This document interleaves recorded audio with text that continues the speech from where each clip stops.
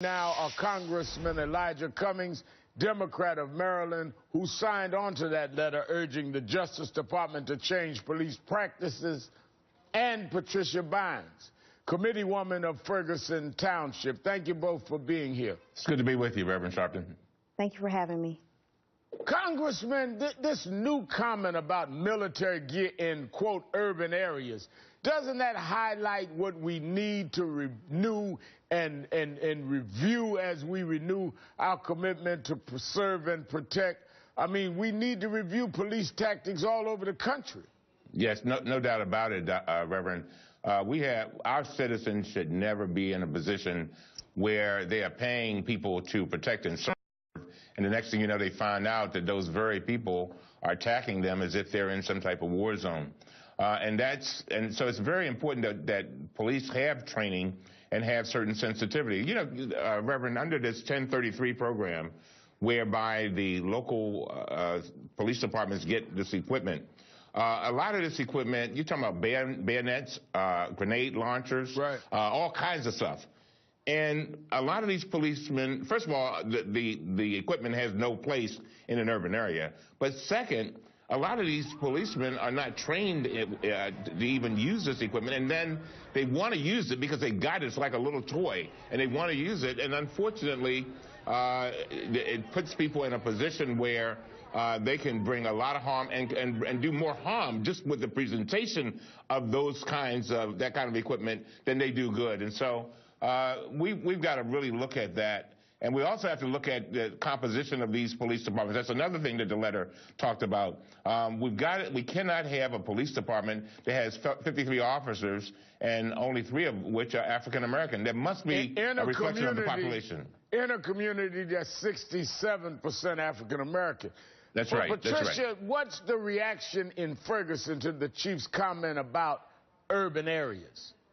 Well, it sounds like, and I really hate to say this, it sounds like a code language for what urban is supposed to mean. It sounds like it's almost as if it's being saying, well, we were policing black people, so this is the tactic that we needed to use. And it does not sit well at all with the community. While they had tanks and tear gas, you know, people may have been throwing rocks and bottles. Is this an appropriate response? And it doesn't feel, protesters are not domestic terrorists. So I can see in situations where you need this type of equipment, and I know how things escalated out there. I was out there every single night, but we need to question, was this the correct response? And are we just doing this because these were majority black people protesting, or would other people throughout America, if they were white protesting, would this have had the same reaction? And we're not condoning rocks and no, bottles. Not at all. But we're talking about an overreaction. In fact, Congressman, yes, there was a lot of military equipment in Ferguson. The Pentagon confirmed it had sent the St. Louis County Police 6 pistols, 12 rifles, 15 weapon sights, 3 helicopters, 7 Humvees, 2 night vision devices, 1 bomb disposal robot.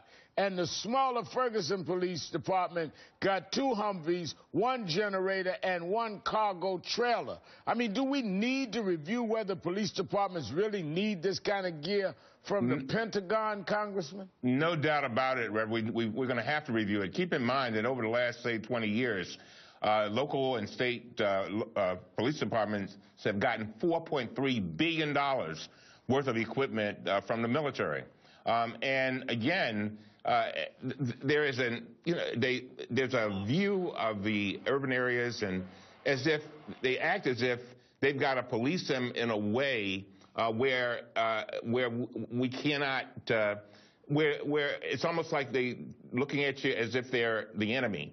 And these are people who were peacefully protesting, peacefully putting out the word that they were very much upset with what happened with Mr. Brown. And and for the vast majority of them were protesting peacefully. So the next thing you know, you've got these folks coming in with this heavy equipment and the kind of equipment that really causes say, you know, wait a minute, what's going on here? And like I said, I just think that exacerbates the problem as opposed to helping to resolve the problem. And some of those citizens they're claiming to protect inhaling the tear gas. Inhaling the tear gas, that's right. You know, Patricia, the Hill reports that police groups are lobbying to keep their hardware, arguing it helps protect the public, and they're gearing up for a fight with lawmakers and the Obama administration. Even if the program continues, shouldn't there be some kind of change, even if it's more training? There needs to be a significant amount of change. Now that things have cooled down here in St. Louis, I think we all need to recalibrate. And now we need to really be asking the tough questions. If we had a terrorist attack here in St. Louis, I definitely think that we are equipped for that. There need to be strict guidelines on when you pull out, you know, the tear gas on anyone, and especially citizens.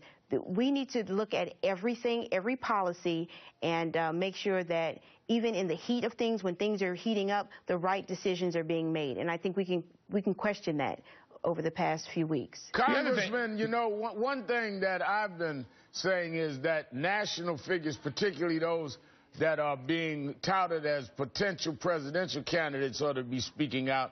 And I'm happy Hillary Clinton has now come and weighed in on Ferguson. Listen to this. Nobody wants to see our streets look like a war zone. Not in America. We are better than that. We can do better. We cannot ignore the inequities that persist in our justice system, inequities that undermine our most deeply held values of fairness and equality. I think that's a very strong and good statement from Hillary Clinton. I'm hoping that Jim Bush and Chris Christie and others weigh in. But will we, in your opinion, Congressman, see more and more pressure put on this whole question of the way we've seen what we saw in Ferguson, the militarization of these police departments? I think we'll see a lot of pressure. And thanks to people like you, Reverend, I want to thank you for your leadership. You've been absolutely great on this. But yeah, we're gonna have to do it ourselves, and we're gonna have to continue the pressure. But there's one other thing that we got to keep in mind, Reverend. This cannot just be a black effort. Right. We have to have a coalition of people, and you always talk about that, a coalition of people. And that's why I'm very pleased that Dr. Maya Rockeymoore and Dr. Blackwell pulling this letter together. They emphasize having a diverse group of people. It's not just African Americans, people from corporate America, white, black, Hispanic, and coming together saying, we want a better America, we want a better policing situation. And I think that's very significant, too. But we've got to keep that pressure going on. So, and Rand Paul even spoke out, but, you know, a reporter, Patricia, asked the St. Louis police chief what they'd used military equipment for in the past. Take a listen to this. What other purposes have you used that equipment for in the past? Armed barricades, search warrants. That's pretty much it. We don't ever really use them for search warrants very often. Military gear for search warrants? I mean, not that often. So why have it, Patricia? I don't know what happened. I think that they got in the heat of the moment. I think that there may have been some biases that played out in seeing that it was a largely black crowd, that maybe they felt that in order to control the crowd, they needed to resort to this.